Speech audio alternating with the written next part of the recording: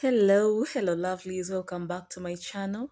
I know it has been a while, but I am back now. If this is your first time watching, my name is Gladys. I request you all to kindly subscribe, share your thoughts in the comment section down below. I'll be reading all of them. And if you like this video, give it a very big thumbs up. With no further ado, let's get started.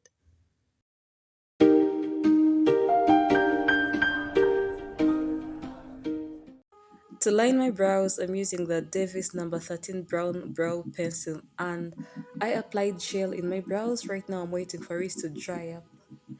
I advise you to stop actually to avoid using black brow pencils unless you really have a dark complexion.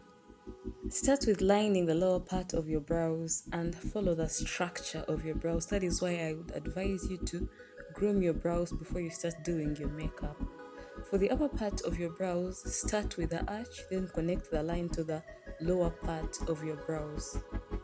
Using the same brow pencil, filling going towards the outer corner of your brows. When it comes to the inner part of your brows, draw hair-like structures. We want to achieve a natural-like finish for our brows.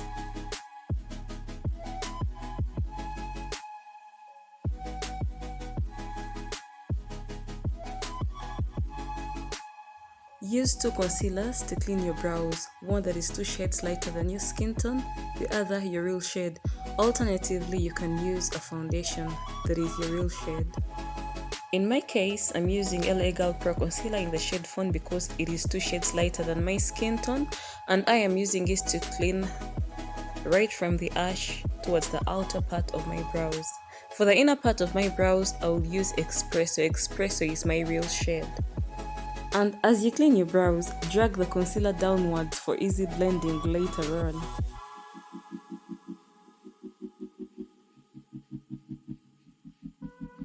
Use a small fluffy brush to blend the concealers.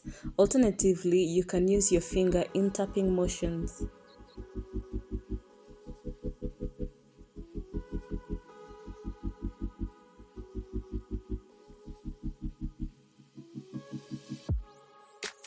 To clean the upper part of your brows, use a foundation that is your real shade. Alternatively, you can use the concealer that is your real shade.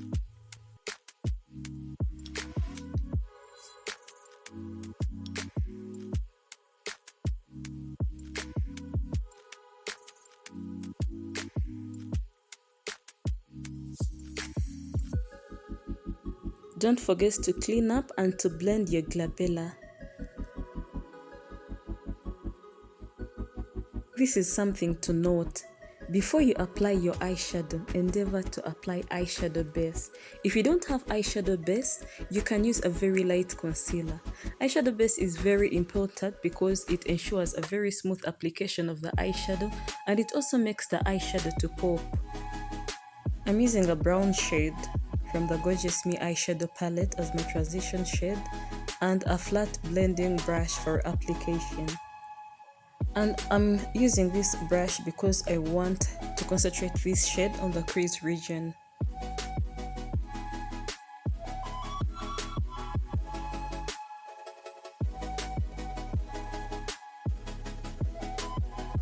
I'm going in with that neutral shade still from the Gorgeous Me eyeshadow palette and an eye blender brush to blend the edges of my transition shade.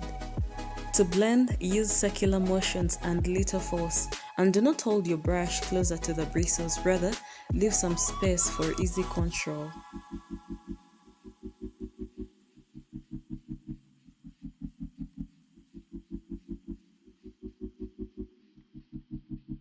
To cut the crease, I'm using the same concealer I used as my eyeshadow base. And do not rush this part, take your time if you want to achieve a perfect cut crease.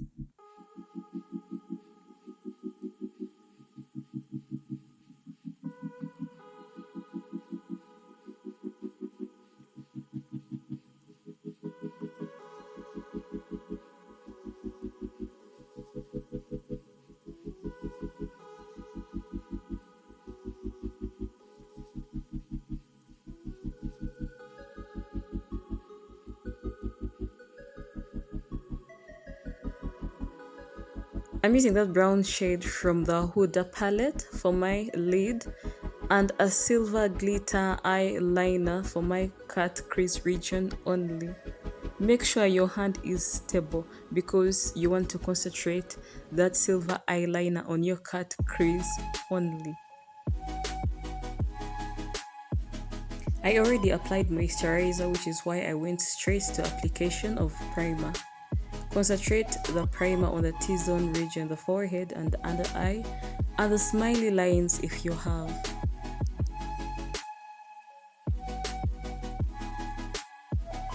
Use tapping motions to apply your primer and wait for it to dry before you move on to foundation. For foundation, I'm mixing two shades from Zikel to come up with my real shade, and for application, use a damp beauty blender. First soak it in water, then squeeze out the excess water. For application, tap, don't rub, just tap the blender on your face.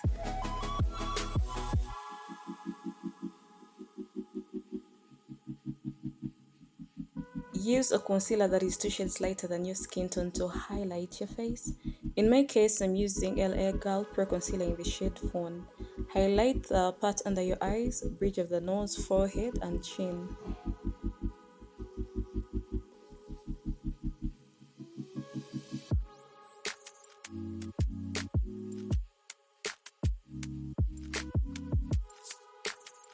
Blend using the same damp beauty blender that you used for your foundation. And don't forget the drill, we are using tapping motions.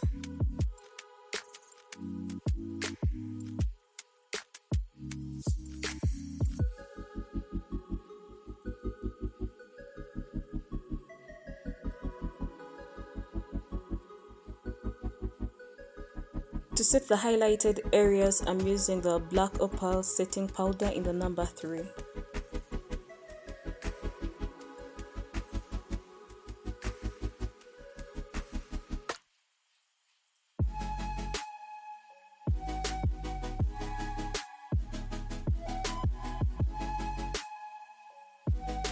You don't have to bake your face, but I do it because I have very oily skin.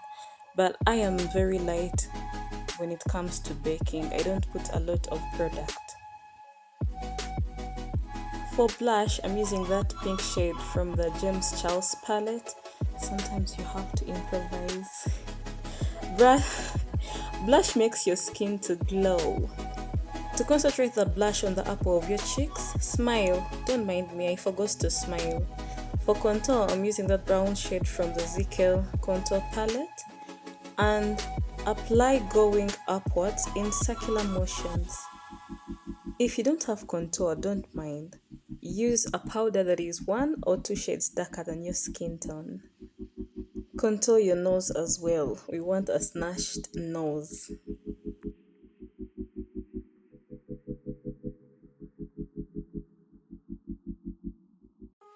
Apply finishing powder all over your face and don't forget to dust off the powder that you used for baking.